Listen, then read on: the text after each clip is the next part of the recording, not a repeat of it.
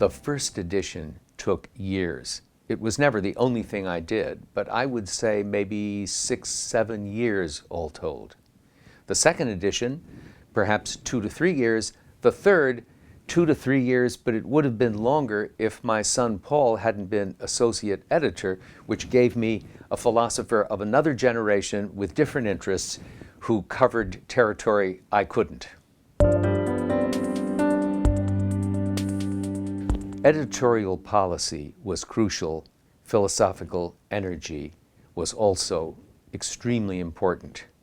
You have to produce guidelines so that contributors know what sort of thing has to be done for a short entry, a field entry that covers, let's say, metaphysics, aesthetics, an entry on a great philosopher like Aristotle. We have a wonderful long entry there. With Aquinas, we have both Aquinas and Thomism. So there are many elements in editing, and there's an interaction between editor and author. A very large team cooperated, and there was interaction because some authors consulted others, some recommended others, and editors had themselves specialties, that is, the editors on the editorial board who were mainly advisors.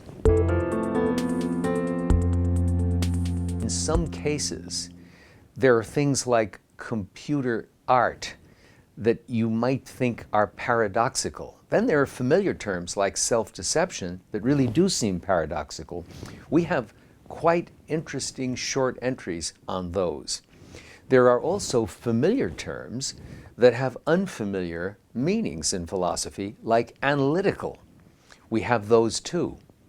And we have lots of isms: holism, foundationalism, rationalism, empiricism.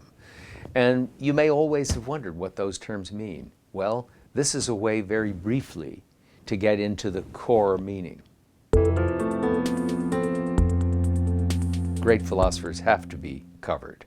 So Locke means empiricism to some people, or means toleration to some, or means the chief influence philosophically on our Declaration of Independence.